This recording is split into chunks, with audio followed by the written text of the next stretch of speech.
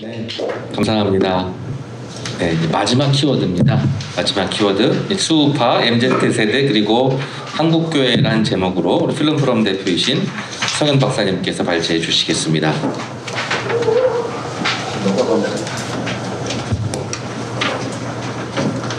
네, 우리 윤 교수님 말씀해 주신 대로 OTT에 가장 위협을 갖고 있는 네, 영화관 대표로 섬기는 성현 목사입니다. 2021년에 TV 프로그램 중에서 가장 화제에 올랐고 하반기에 단어 하나를 고르면 어떤 단어를 할 수 있을까 하는데 오징어 게임 못지않게 국내에서는 이 스트리트 우먼 파이터죠. 수우파라고 하는 이 프로그램이 굉장히 많은 호응을 얻었습니다. 백업 댄서라고 하죠. 가수 뒤에서 보조해줬던 이 댄서들이 주인공이 되어서 본 무대에서 경연을 벌이는 프로그램이었죠.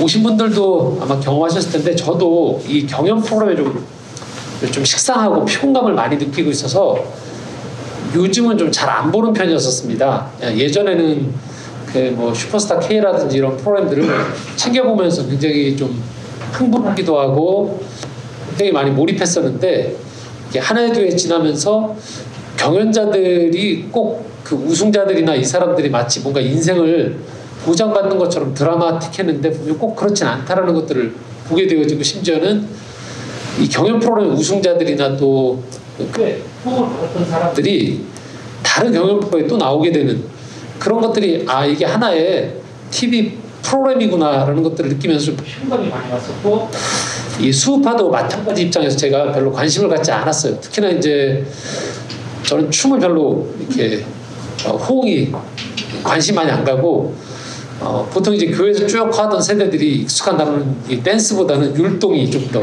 익숙한 세대였죠. 그런데 이 알고리즘이 계속 안내를 하더라고요. 제가 보는 알고리즘이 아닌데도 불구하고 계속 이 추천 영상들이 떠서 저는 1회 때부터 보진 않았습니다. 1회 때부터 보진 않았고 중간쯤부터 화제가 되니까 다시 찾아서 보기 시작했던 케이스였습니다. 근데 저 같은 사람들이 많더라고요.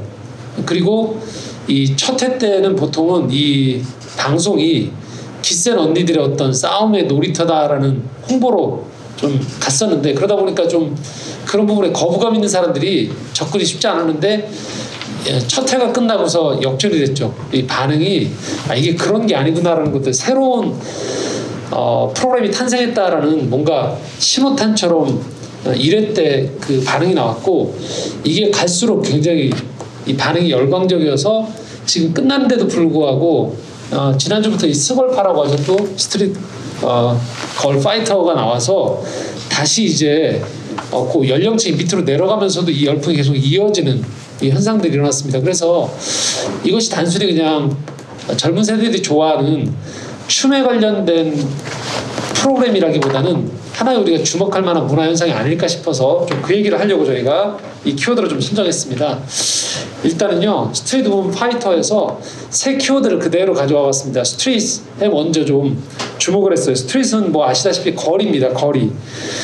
열린 공간이죠. 거리 누구나 지나다닐 수 있는 어느 곳으로도 통할 수 있고 누구하고도 할 수 있어요. 용기만 있으면 가능한 곳이 거리죠. 거리에서 노래를 부를 수 있고 춤을 출 수 있고 고전 무용이 오랜 시간 숙련된 그 엘리트주의적인 성격이 있다라면 이 스트리트 댄스는 대중적이죠. 좀 더 접근이 쉬워요. 이게 바로 요즘 유튜브나 틱톡처럼 이 숏폼 콘텐츠에 익숙하면서 직접 소통하기 원하는 세대들하고 아주 잘 맞는 특성인 거죠. 거리가 훨씬 더 나아요. 많은 입장료를 지불하고 많은 시간을 어렵게 소비하는 것보다는 훨씬 더 쉽게 접근할 수 있는 것들이 낫다는 거죠.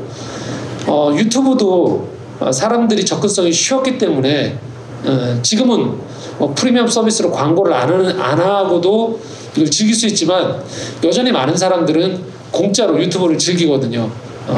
그렇지만 지금도 여전히 소위 고급 예술이라는 것들은 많은 입장료를 지불해야 돼요. 시간을 내야 돼요. 하지만 이 스마트폰의 보급과 함께 이 열려있는 공간에서의 이 접근성이 대단히 이 스트리트 우먼 파이터의 열풍의 한 요인이 되었던 거죠. 특히나 지금 세대들이 인기가 많은 직업들, 프로게이머, 또 크리에이터나 또는 뭐 클래스 101 같은 온라인 강사들을 보면 경력을 잘 묻지 않아요. 그 사람들의 학위의 이력서, 커리어들을 막 하지 않고 그 사람이 가지고 있는 실무 능력 자체가 대중들에게 호응을 얻으면 그 강좌를 수강을 신청하는 사람들도 크게 문제 삼지 않고 거기에 바로 비용을 지불하죠. 이런 부분들이 이전 세대들, 뭐 X세대부터 이전 세대들이 스펙을 쌓기 위해서 많은 시간들을 보냈거든요. 이런 얘기가 있죠. 우리 한국의 청소년들이 많은 시간들을 얼마나 다른 사람과 똑같아지기 위해서 많은 시간을 보내느냐는 얘기가 있었어요. 그러니까 누가 자격증을 가지면 나도 자격증을 가져야 되고, 누가 어학연수를 갔다 오면 나도 다녀와야 되는 거예요. 그래서 이력서를 채우는 거였죠. 근데 우리가 알다시피 그 이력서라는 것은 결국 스펙은 입사하는 데까지가, 입학하는 데까지, 입사하는 데까지만 소용이 되는 거예요. 그러다 보니까 이것들에 대한 효용성이 예전에는 길었어요. 효용성이 꽤. 왜? 회사가 망하지 않았거든요. 어렵게 문을 열고 들어가면 그 다음부터는 차분히 따라가면 됐습니다. 많은 어려움이 있어도 좀 참으면 좋은 날이 온다라는 생각들이 들었어요. 하지만 이게 금융위기가 오고 전 세계적으로 성장이 둔화되어진 거죠. 지금의 세대들이 전 세계적으로 역사상 부모 세대보다 더 가난한 세대가, 한국만 그렇지 않고 전 세계적이라고 해요. 부모보다 가난한 거죠. 그 세대 속에서 지금 살아가고 있기 때문에 지금의 MZ 세대들은 한국뿐만 아니고 전 세계적으로 요 세대들, 베이비 부머 세대 이후의 세대들은요, 더 이상 많은 그 경력을 쌓기 위해서 담보되어지지 않은 미래를 위해서 장기 투자하는 것들에, 또 부모가 좋다고 하는 것에 많은 시간을 투자하는 것들에 대한 사실 두려움이 있고 거부감이 있는 거죠. 그리고 선배 세대들을 봤을 때 그 유효기간이 그렇게 길지 않다는 것, 스펙을 쌓아서 성취하는 그 유효기간, 안정감이 길지 않다는 것들이 확인이 되었던 거죠. 하지만 이제 우리가 여기서 주목해야 되는 것은 이게 금방 증명이 되지는 않았어요.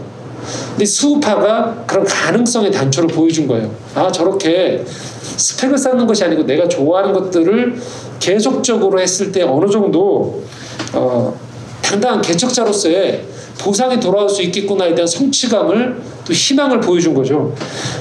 그래서 이 단순히 이 수우파에 나와있던 이 크루들이 보여줬던 이 댄스의 완성형 퍼포먼스가 단순히 이 사람들한테는 그냥 멋있다 정도가 아니고, 자기가 좋아하는 진정성을 꾸준하게 갔을 때 그것이 사회적인 성공과 결합되어 있는 의미 있는 성공의 열매로 받아들일 수 있는 이 하나의 모델이 되었다는 거죠.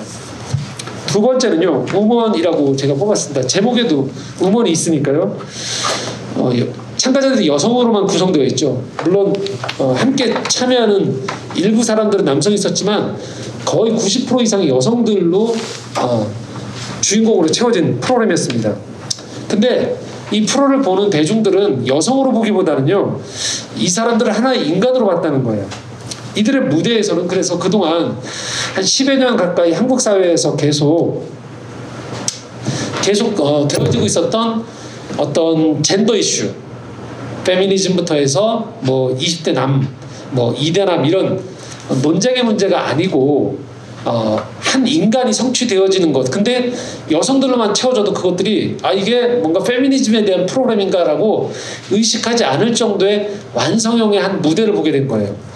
자, 이것은 사실 대중문화에서 꾸준하게 한 10여 년부터 있었던 페미니즘 논쟁부터 시작되어졌던 여러 가지 것들의 서사가 하나의 정점에 다다른 사건이라고도 볼 수 있습니다. 여기 페이퍼에도 써있지만 82년생 김지영이 처음 나왔을 때 영화를 보지도 않고 많은 사람들이 이 평점 테러를 했어요.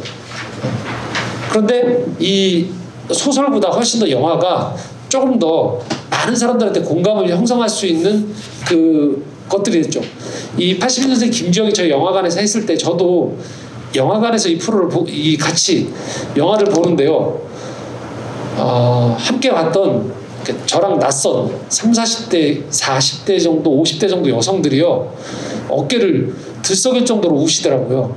굉장히 그 장면에 몰입하면서, 그리고 처음에 평정 테러에 비해서는 그래도 의미 있는 성과를 거뒀죠. 예, 360만 명 정도면 상업영화에서 그래도 의미 있는 성취를 거뒀고요. 이게 그 다음으로 좀 넘어가면서 2020년에 환부열 원정대가 20대에서 50대의 여자 연예인들이 예능의 중심을 채웠고, 그 뒤로 넘어가면서 이 노는 언니들이 나왔죠.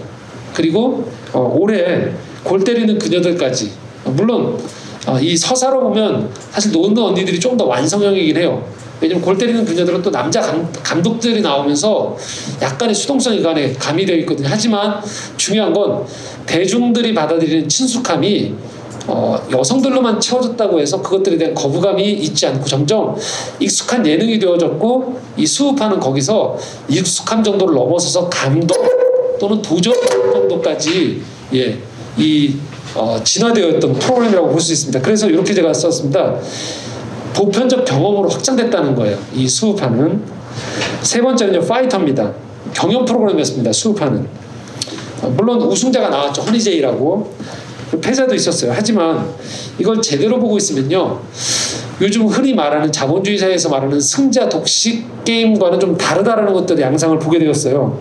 출연자들이 충분히 자기 기량을 제대로 펼칠 수만 있으면 이 경쟁이라는 이 형식이 바라보는 대중들한테 큰 문제가 되어지지 않고 오히려 긴장, 자기 실력을 제대로 발휘할 수 있는 하나의 보조적 장치가 될 수 있는 가능성이 있다는 걸 보게 된 거죠. 제가 여기에도 각주로도 살짝 달아놨었는데, 이 프로그램을 만들었던 최정남 PD 자체가 이런 표현을 썼었습니다. 한 인터뷰에서 경쟁을 피할 수 없는 사회지만 건강한 경쟁이 가능하다는 걸 보여줬다라는 거예요. 이 프로그램의 취지가. 그래서 분명히 싸우는 파이터들의 경연장이었음에도 불구하고 이게 하나의 축제가 된 거죠. 이것은 전 세대하고는 좀 달라요. 왜냐? 전 세대들이 라떼는 말이야라고 얘기했을 때는 우리 때는 이런 어려움을 겪었더니 그리고 나서 나중에 보상이 찾아와 라고 하면서 자기의 무용담이 된 거예요. 성공의 무용담이 됐었습니다. 그런데 이것이 그런 지금의 MZ세대들한테 덜 와닿는 게, 그 당시에 성장기가 있었던 사회적인 분위기, 대학만 졸업하면 취업을 할 수 있고, 그리고 대학만 졸업하면 아빠 또는 남편 또는 부부 중에 한 사람만 직장을 다녀도 이 전체 가족을 부양할 수 있을 정도의 경제적인 여건과는 지금 전혀 다른, 부부가 맞벌이를 해도 내 집 마련을 하기 어려울 정도의 굉장히 담이 높아진 이 사회적 환경이 다 제거된 상태에서의 이 이야기가 와닿지 않았던 거죠. 근데 이 수우파는 그런 면에서 보았을 때 굉장히 누군가가 제대로 우리를 경쟁할 수 있는 무대를 마련해주면, 환경을 조성해주면 충분히 멋질 수 있는 사람들이 바로 우리 세대다. 윗세대들이 마치 지금의 MZ세대를 바라보면서 정신력의 문제다, 나약하다라고 이야기하는 것과 다른 의미의 무대가 펼쳐지는 존재라는 것들을 증명해낸 무대가 이 수우파라는 것이죠. 그래서 이 세 가지가 크게 의미 있게, 파이터 이런 장면들, 특별히 이게 이제 저도 아주 인상 깊게 봤던 게 그 스승과 제자가 만나서 경연을 했던 거죠.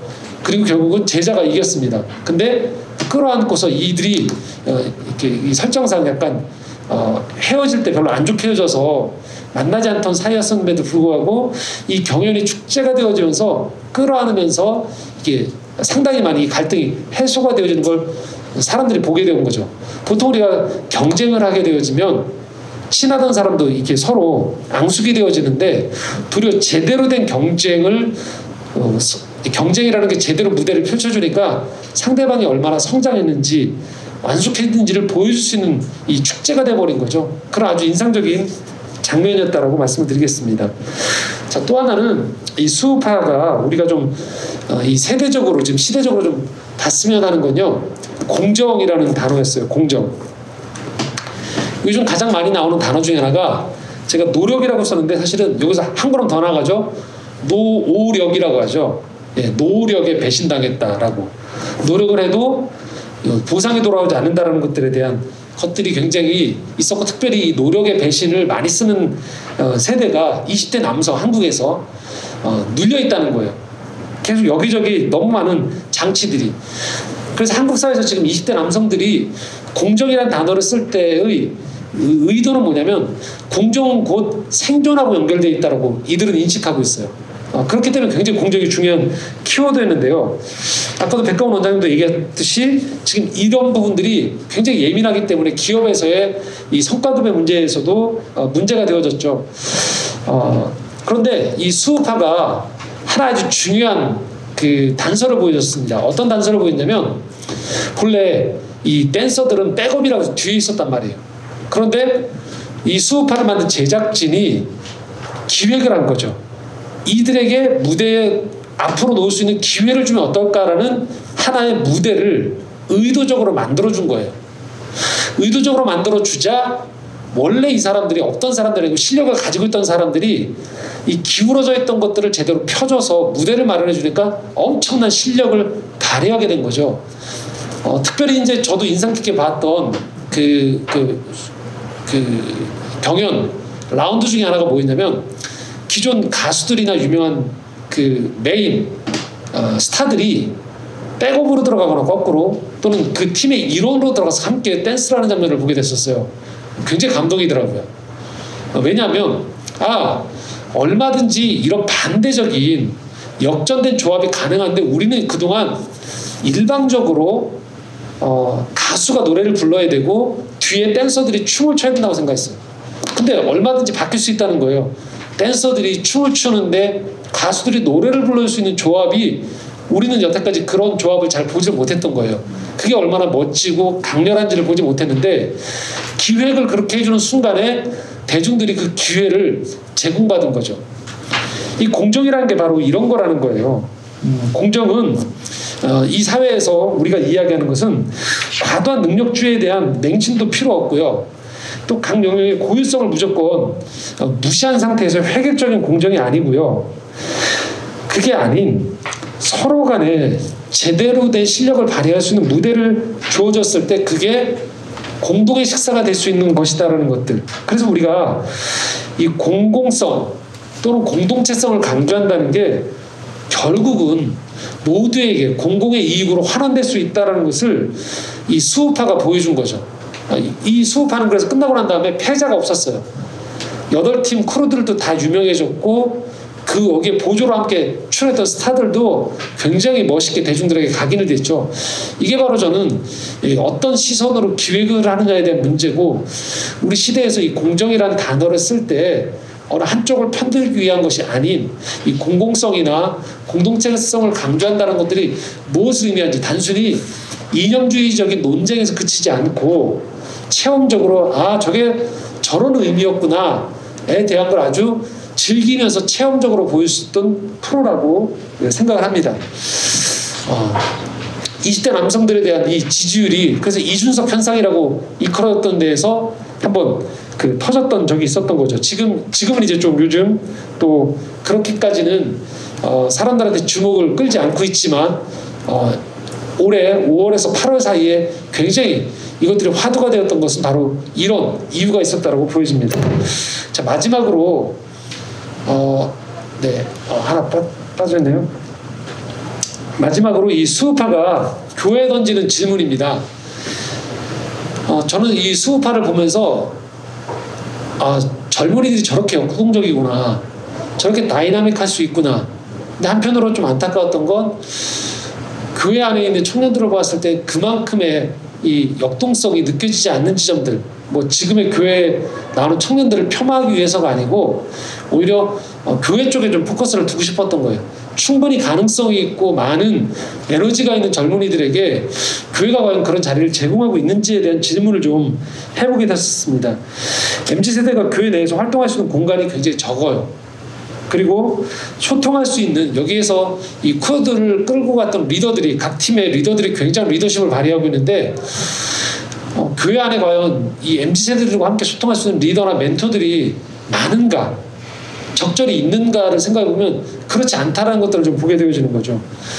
또 하나 주목하는 것은 이 수우파가 굉장히 지금 대중문화가 활용할 수 있는 채널을 잘 활용했다는 거예요. 서두에 말씀드렸듯이 저도 본방사수를 하지 않았습니다. 그런데 유튜브를 비롯한 많은 그 채널들이 워낙 많다 보니까 그 다양한 방식으로 재편집되어 있더라고요. 접근성이 좋았습니다. 그 외에는 어떤가 생각해 보면 일단 컨텐츠적으로 봤을 때 거의 두 가지죠. 이 찬양팀의 찬양이나 또는 안타깝지만 목사님 설교 정도로 제한되어 있고 그것도 일방향이죠. 예. 그러다 보니까 접근성도 어렵고 컨텐츠 자체가 많이 떨어지고 있지 않은가에 대한 안타까움이 좀 있고요.